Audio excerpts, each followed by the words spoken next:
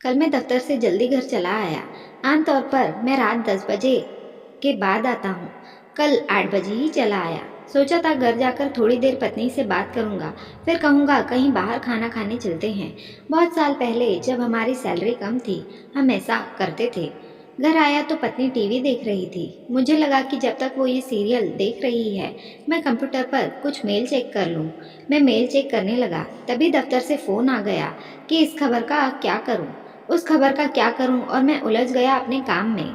कुछ देर बाद पत्नी चाय लेकर आई तो मैं चाय पीता हुआ दफ्तर के काम करने लगा। अब मन में था कि पत्नी के साथ बैठकर बातें करूंगा, फिर खाना खाने बाहर जाऊंगा, पर कब 8 से 10-11 बज गए, पता ही नहीं चला।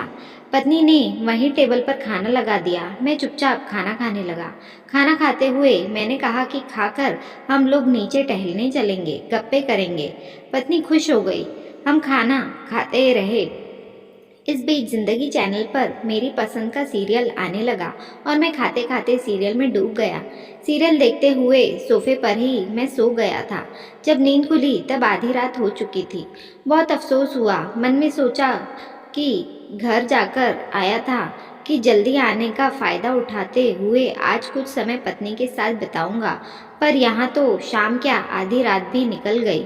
ऐसे ही होता है ज़िंदगी में। हम सोचते कुछ हैं, होता कुछ है।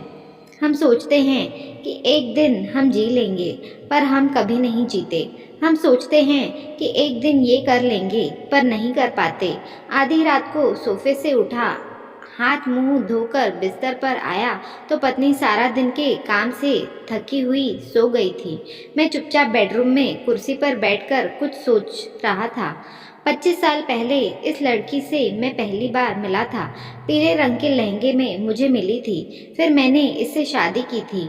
मैंने वादा किया था कि सुख में दुख में जिंदगी के हर मोड़ पर मैं तुम्हारा साथ रहूंगा। पर ये कैसा साथ। मैं सुबह जागता हूँ, अपने काम में व्यस्त हो जाता हूँ। वो सुबह जागती है, मेरे लिए चाय बनाती है। चाय पीकर मैं कंप्यूटर पर संसार से जुड़ जाता हूँ। वो नाश्ते की तैयारी करती है, फिर हम दोनों दफ्तर के काम में लग जाते हैं। मैं दफ्तर के लिए तैयार होता हूँ, वो साथ में मेरे लंच का इंतज़ाम करती है। फिर हम दोनों भविष्य के काम में लग जाते हैं।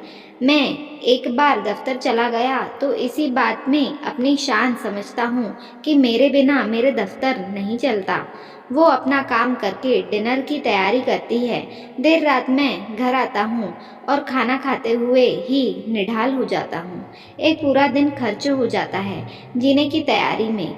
वो पीले लहंगे वाली लड़की मुझसे कभी शिकायत नहीं करती। क्यों नहीं करती मैं नहीं जानता, पर मुझे खुद से शिकायत है। आदमी जिससे सबसे ज़्यादा प्यार करता है, सबसे कम उसी की परवाह करता है। क्यों? मुझे तो याद है कि पिताजी भी दफ्तर जाते थे, माँ भी खाना पकाती थी, पर तब समय हुआ करता था। सबके पास एक दूसरे के लिए समय था। लोग एक दूसरे से बात करते थे, एक दूसरे के बारे में सोचते थे। लोग पर्व त्योहार पर एक दूसरे के घर जाते थे। तब अब तो लगता है जैसे किसी ने समय चुरा लिया है। सब कुछ है, समय ही नहीं है। कई दफ़ा लगता है कि हम खुद के लिए अब काम नहीं करते। हम किसी अज्ञात भय से लड़ने के लिए काम करते हैं। हम जीने के पीछे ज़िंदगी बर्बाद करते हैं। कल से मैं सोच रहा हूँ वो कौन सा दिन होगा जब हम जीना शुरू करेंगे। क्या हम गाड़ी, टीवी, फ़ोन, कंप्यूटर, कपड़े खरीदने के लिए जी रहे हैं? मैं तो सोच ही नहीं रहा हूँ। आप भी सोचिए। जिंदगी बहुत छोटी है, उसे यूं जाया मत कीजिए। अपने प्यार को पहचानिए, उसके साथ समय बिताइए। अग्नि के फेरे लेते हुए जिसके सुख दुख में शामिल होने का वादा आपने किया था, उसके सुख दुख को पूछिए तो सही। एक दिन अफसोस करने से बेहतर है सच को आज ही समझ लेना कि जिंदगी मुट्ठी में रेत की तरह होती है। कुछ मुट्ठी से वो निकल जाएगी, पता ही नहीं चलेगा।